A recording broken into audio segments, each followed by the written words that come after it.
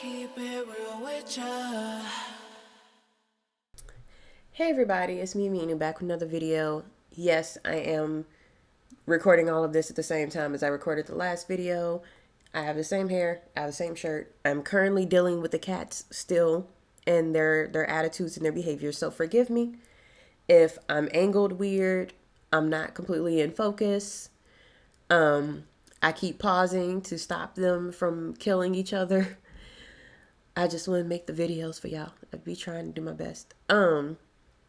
What I didn't say in the last video I got to be better about is, just so you guys know, I have a Discord where people who follow my channel can meet and talk about all the things they want to talk about. You can do venting, you can talk about chronic illness, you can talk about mental health, you can talk about neurodivergence, you can talk about asexuality, of course. You can talk about games you like. It really doesn't matter. It's really just a place for people to connect, and you can reflect on the things that I talk about in my videos, and you can have your own discussions, and you can really do whatever you want. Lots of cool people in there that I enjoy working with. I enjoy talking to. I enjoy the discourse that we have, and it's a very respectful discourse that we have. So I am very happy for that. Oh my God, Sadie. She just got to be looking at her sister everywhere she go. But yeah, so I also have an Instagram, and you can follow me on Instagram. And so what I post up there, I post pictures of the cats being silly.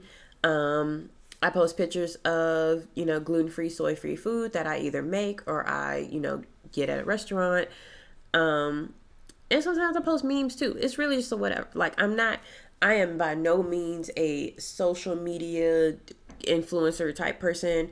I don't follow SEO. I don't follow the trends.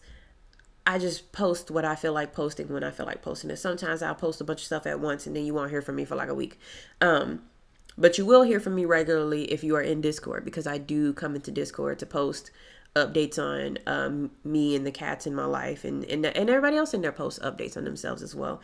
So really nice community, some ways for you to follow me and interact with me outside of YouTube. But also too, please feel free to leave a comment. Whatever it is you're thinking about what I'm saying in the video, leave a comment. It helps the algorithm, show that you are engaged with my content. And I appreciate every view. I appreciate every comment. I do my best to like and respond to every comment that is on my page. So I really appreciate that. Thank you for those who have been supporting me on Coffee, who's been donating a few dollars here and there. Like, I really, really appreciate it. That means a lot. Again, that's way more money than I make from YouTube. So, especially considering that my videos are instantly demonetized every single time, and then the review process takes a long time. So, yeah, it's very helpful when you donate directly through Coffee. So that was all my plugs. Another thing I forgot to mention in the last video, I told you guys I've been doing allergy shots. I've been doing like 20 shots in one day for the last several weeks. Yeah, my arms are toe up. And literally the day that I took the cats to the vet and Sadie scratched me all that and stuff, like that was when I got a shot that day too. So my allergies are acting up. I'm congested. I'm tired. My head hurts. I'm doing my best here. I'm doing my best for you guys. Okay. So I actually did make some notes because I want to talk a bit about identity politics. Yay. The most triggering thing on the internet, identity politics. And I took a bunch of notes. But like I said before, I can't script my videos. When I script my videos, it comes out wrong. It comes out forced. It comes out like choppy, like trying to concentrate on my actual thoughts while also trying to make sure I'm saying certain things that I already wrote. It's not how I work. It's not how my brain works. If that's a neurodivergent thing, someone please let me know. I don't know, but I cannot make scripted content. I cannot make scripted videos. I cannot write several pages and then just read off those pages with emotion and inflection. It just don't feel right.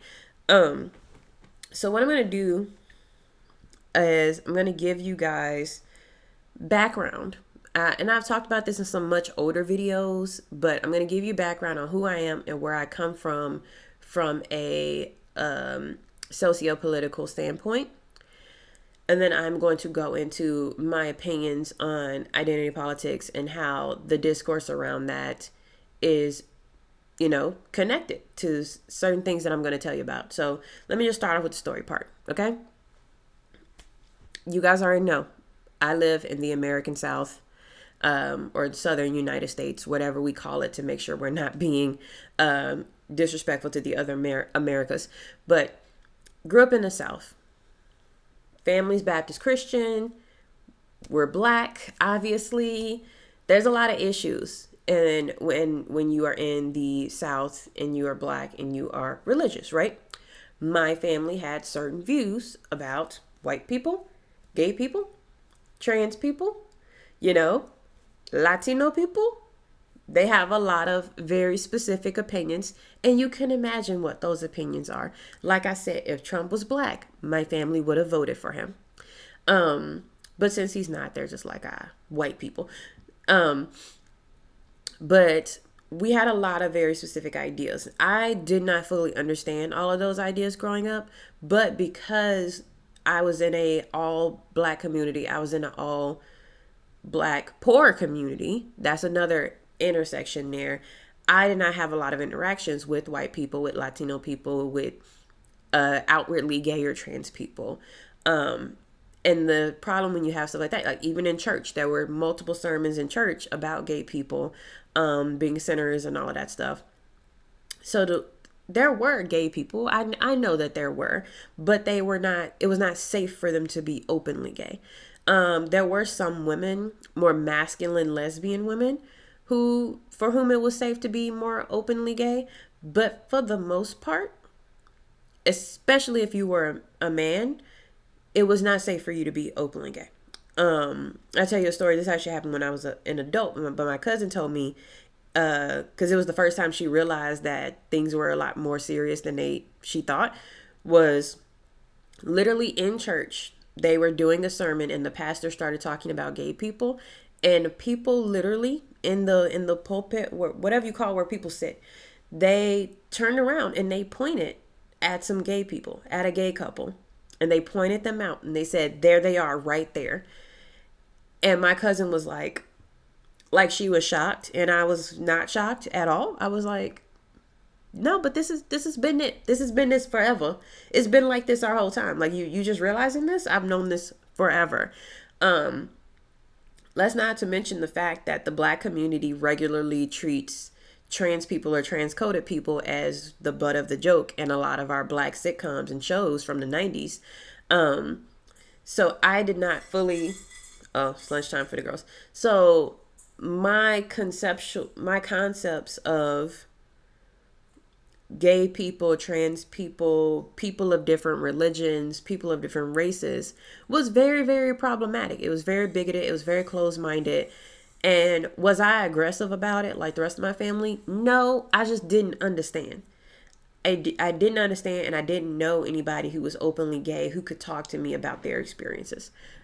So I just held on to those certain beliefs for the longest without any way of challenging them because I didn't speak to people who were different from me. And the only time that things started to change was when my father, this guy, married a Latina who was undocumented.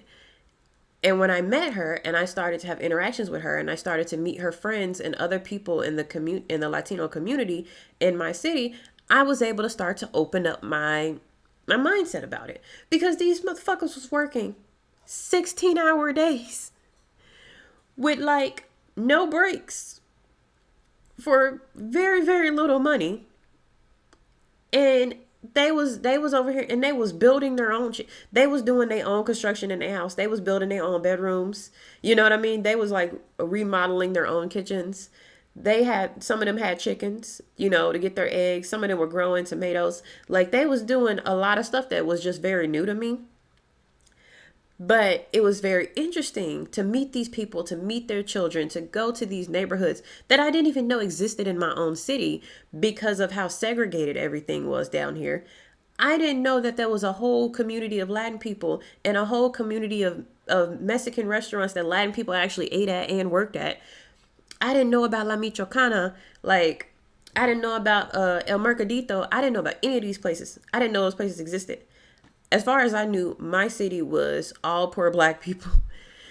But just having those interactions with people, it changed the way I thought about different cultures, because my family had always had this idea that the Mexicans were stealing our jobs. I ain't seen not nary a Mexican stealing anybody's job. I saw them getting the crappiest jobs possible and then not being able to complain about it because they were undocumented. But it was, they're stealing our jobs. The black one in my family was like, they're stealing our men. You know what I mean? Like they want green cards. They're cheating the system. They don't have to pay taxes, and so they're making more money than us because they don't pay taxes, and all of this stuff about they're terrible and their food's bad. And it's so funny that they want to make fun of like Latino people's food, like they don't be going to every Mexican restaurant possible because they like margaritas and burritos. Like, it's just the cognitive dissonance, you know what I mean? But there was all of these negative associations and thoughts about Latino people. And then when I actually met Latino people, I was like, oh, y'all cool as fuck. Y'all are so nice. I mean, at most, they kind of will, if they didn't speak English, they couldn't say much to me. But they were so nice. They were so friendly. They, you know, they were just very welcoming to me whenever my stepmother brought me everywhere. And my stepmother, like I said in another video, like she treated me like her own daughter. You know, I was literally her baby. That was what she called me. And so when she brought me places and I met her friends and I met her friends' kids, I was a part of the group. There was no ostracization. There was no isolation. The only time I felt out of place was when she brought me to one of her friends' kids' birthday party, because they were literally like a kid. And so it was like a kid's birthday party and I was a teenager. Like, is there any other teenagers here? Or is it just adults in this room and then the kids eating cake and ice cream in the other room? That was the only time. And that was age. It wasn't about race at all. But my family had such hostility towards the Latin community that they did not even realize that these people were in the same position as them. And these people were not, you know, they did not run the business that was firing the black people and hiring the undocumented immigrants. They were not managers. They were not supervisors. Like, they had no power over the black people that they worked with, but there was this assumption, this idea based on propaganda that they did. And there was nothing I can say that could change their mind about that. Now, don't get me wrong. They were willing to smile in their face and, you know, drink some tequila with them, but they didn't like them. And nobody gave them a reason not to. But they held on to those beliefs. Those beliefs that they held so dear to their hearts, they didn't want to let it go. They held on to that hatred and that resentment that should have been directed at the white people who were actually running the businesses and who are the actual managers who are making these decisions about who stays, who goes, who gets fired, who doesn't. They never wanted to look at them. And that was a lot of internalized stuff that we know has been happening throughout history. When it came to gay people, like I said, growing up, I didn't know anybody that was gay. Or I knew them, but they weren't outwardly gay. Like, I didn't find out certain people were gay until like high school. But there was a very, very specific ideology around gay men and how gay men were feminine. Like, you know, I would hear like the most random of comments, like, I don't even want to raise a child in this world with these boys wearing skinny jeans and doing all of this shit. And I'd be like, you don't want to have children because of skinny jeans? I'm lost. Help me out here. I'm autistic. I didn't know I was at the time, but I'm like, what do you mean you don't want to have a child because of skinny jeans? I'm so confused. But it was a thinly veiled way of talking about, I don't want to raise a child in this world because gay people exist. And when I was older and I realized what that meant, I got into arguments. I was like, that's so stupid. But you know what? Don't have kids. You shouldn't have kids anyway if you got attitude like that. But when I was growing up in school, if you were even the slightest effeminate as a boy, you got jumped, like, all the time, at school, after school, on your way to school. You got jumped by your siblings. You got jumped by neighborhood people because they thought that if they beat you enough, they could like beat the gay out of you. And that's things that I've heard said in the Black community. I had a teacher tell me that if his son was gay, he would beat the gay out of him. And this was a teacher in school saying this to a student. And I thought that that was a wild thing to say to me. Sadie. And there was no basis on it. There was no reasoning behind, why you need to beat the gay out of your child. There was nothing about the child being gay that showed that they were going to have a poor quality of life, except for the fact that people like my teacher and people like some of the guys in my school and some of the guys in my family are the ones who make it difficult to be gay. That was it. But again, they held on to this belief that being gay is wrong, and therefore I have to aggressively beat it out of you. I have to make it so you're not soft. And even as I went into adulthood, it was a lot of gay men, like as people became more open about it, who they had hands. And they were honest about the fact they had hands. They was like, you can't survive in this world as a gay man if you can't fight. Period. And really, like, everybody in my community had to know how to fight because it was going down elementary school. But the point is, they were targeted. And lesbians, not as much, but there was still like some aggressiveness about once a girl came out as a lesbian, it kind of felt like they were a lost cause. But if you thought that they were going to become a lesbian or turn into a lesbian at some point, there was this idea, hello, Morticia. There was this idea that you can kind of like stop it. Again, booty, please, ma'am. Morticia. This happens every meeting I have when I'm working. Every meeting, she just has to go stand in front of the thing. Can you move your butt away from the microphone, please? Do not step on this keyboard. Do not step on this keyboard. Okay. But there was this idea that you could stop your child from becoming gay if you made sure that they understood from a young age that being gay was wrong. And it even happened in my family. Like, I had a conversation because someone had, one of my cousins had started asking my young niece, she's a child, about if she liked kissing girls because she didn't really like wearing dresses and skirts. And I'm just trying to understand. I was like, why is this even relevant? How do these things connect? I'm confused. And now you're being weird and talking and introducing ideas into her head that she's too young to even be thinking about right now. And then later it was like, I told my mom and she was like, well, it's nothing wrong with gay people, but good parenting is letting them know that that's not okay. You have to tell them that's not okay, because if you don't, then they're going to be gay. And I was like, how does that even make sense? And there was kids in my family who would be genuinely confused as to why their parents had to turn on TV and point out the gay people and talk about how terrible they were and how nasty they were to these kids who weren't even thinking about any of this in the first place. And it was just so annoying and it was frustrating. And I saw the negative impact of that. And my mom was 100% on board with that type of behavior. My mom, coming back to the fact that my mom is a problem, to try and make you feel disgusted at the idea of being a lesbian. Make it make sense. And you ask her and she says that's proper parenting. That's what you're supposed to do. You got to make sure your kids don't turn out gay. But again, the only consequence of being gay in this community came from people like her. Because there was nothing, and I knew it from when I talked to some of the young kids in my family, there was nothing wrong with just existing as a gay person until you bring in the factor of, well, if I exist as a gay person, then my mom will hate me. Well, now that's a problem. Now I can't let people know that. But it was just very, very weird to me. It was always weird to me, but I didn't know any better.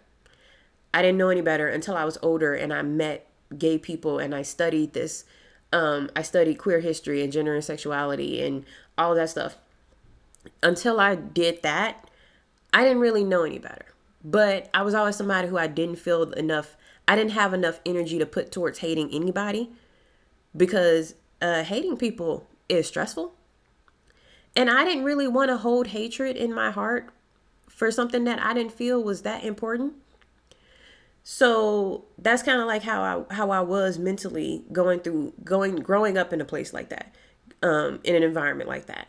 And I was very lucky that I just so happened to pick a college that was a liberal arts college that had a lot of gay and trans people. Because trans people was really an afterthought because everybody hated gay people. Nobody even thought trans people were like that real. You know what I mean? But to go to college and meet trans people, non-binary people, gay people, and have just being around them. Like, you don't even have to have a discourse with them about the existence of trans people. Just being around them and understanding that they are normal people like you is a huge thing. It's a huge thing. And I've talked about that in my videos about the importance of diversity and inclusion, and just existing in the same space as people who are different from you will change you. It will change the way you think about things.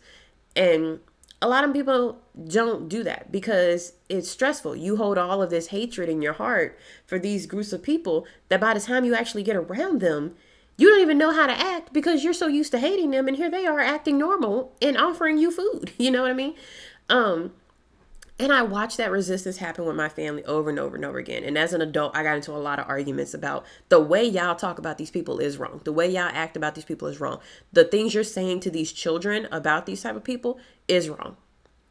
And I just never understood why people went out of their way to hate people without reason.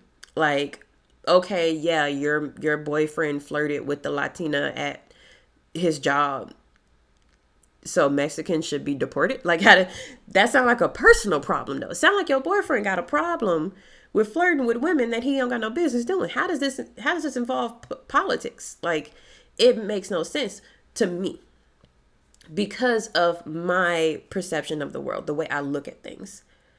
But in their minds, in their perception of the world and how they look at things, it makes perfect sense. And they don't want to hear different. They don't want to know different. Because to know different and to understand the nuances of the situation, to look at the bigger picture of, instead of it being your boyfriend talked to the Latina and it being the way the company hires undocumented immigrants so that they can pay them less. And then if they try to make more money, they can just call ICE, to even going higher than that. And finding out a lot of companies in the U.S. do this. A lot of companies in the U.S. do this. And they skirt by on a lot of laws because they want cheap labor. And it's not to say that the Latino came here specifically to take your job, but to think that on a personal level, that just makes sense. Yeah, and that was like, if you do not dig deeper, if you do not challenge your beliefs in any way possible, you are going to hold on to this hatred and these perspectives. It's like a security blanket. It becomes a part of your identity. It becomes a part of your value system. And someone attacking those ideas becomes an attack on you as a person. And that's the issue when it comes to identity politics. Identity politics is extremely subjective. It's extremely personal. Yes, there may be some studies here and there depending on how old the identity is, but a lot of it is about a person's experiences and how they feel. Because that is what makes up that's their makeup as a person. Is, I've experienced these things. This is the world I live in. This is my reality. How dare you challenge it? And I will say, do I care enough to challenge every single person's reality? Not really. Like I said, I don't have space in my heart to be stressed out about every single wrong idea that somebody's having. Because it's not wrong to them. It's wrong to me. Do I feel the need to go out of my way and argue with them? No, I don't have time for that.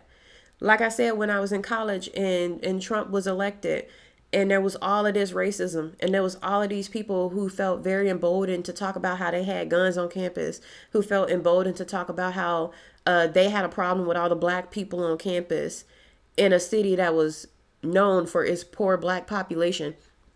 They had an issue with the black people who were getting into college because they felt that it was more than it used to be. And that was a problem. I didn't have enough energy to chase down each and every one of these people who said these nonsensical things to try and change their mind. I did spend some time trying to change some people's minds. It worked with one person. It did not work with the other three.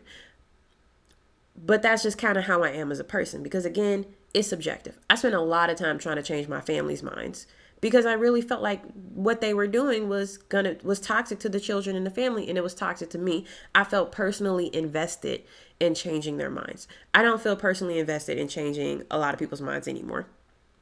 I really don't. But because when it comes to identity politics, it's very, very personal. People are not able to separate their personally held beliefs from the person. You know, you could be a person and have these ideas, but a lot of times people don't separate that. I struggle to separate it sometimes. But also, too, I don't really have a good sense of self due to trauma. So I give myself grace there, and I give other people grace too, because trauma is a very big thing that impacts a lot of this. Because you see, some people get really, really triggered when you attack their beliefs because it feels like an attack on them. So they cannot separate these two things. They cannot engage in a proper discourse if they feel like you are attacking them as a person. If you are attacking anything that might have resonated with them as an experience or a personally held belief, you are attacking their identity as a whole. And that's why arguments about identity politics almost never work. I say almost never. I feel like I've seen some debates where the person has kind of been open and they've kind of come around and it's become like a nice debate. But most of the time, it becomes a huge blow up. It becomes a huge blow up and everybody in social media gets involved because everybody has their own feelings about this. Everyone has their own opinions. Everybody needs to tweet. Everybody needs to comment because everybody's triggered and everybody's upset. And I know you might be thinking, based on the titling of the video, the way I'm talking, it's kind of hard to see like where does Me News stand, right? Because I don't exactly know what I'm going to title the video, but the very fact that I'm going to be talking about identity politics, you might think that I have more of a conservative view of these things. And that's why I started letting you know how I grew up and how I've changed and grown as a person. Because I had a lot of problematic ideas that I did not challenge. I didn't feel the need to until I got to a certain age. I got to a certain point. And then I challenged those beliefs and I changed my mind about a lot of things. And I'm open about the fact that I used to have bigoted, problematic viewpoints on things. And because I had to change myself, I had to change for myself. It wasn't anybody who approached me on campus that made me change. I had to do that digging myself. I had to study history. I had to study gender and sexuality. I had to study different historical implications of certain civil rights movements relating to things like race, gender, sexuality, all of that. I'm the one who decided to study that. I'm the one who decided to be open-minded enough to have my beliefs and opinions challenged. Most people don't do that because these beliefs are a part of their identity. Okay, I really didn't want to do this, but I talked for an hour. So I'm going to cut the video here. I know it's super abrupt. I never get to a certain point where I'm like, oh, let's just stop here. No, that don't happen to me. But I'm going to cut the video here. And next week we are going to continue with part 2 of the video. But like I always say, take care of yourself because you deserve it. Drink your water, eat your food, take your naps. No one can live in this body but you. I love you guys and I'll see you next week for part 2. Bye.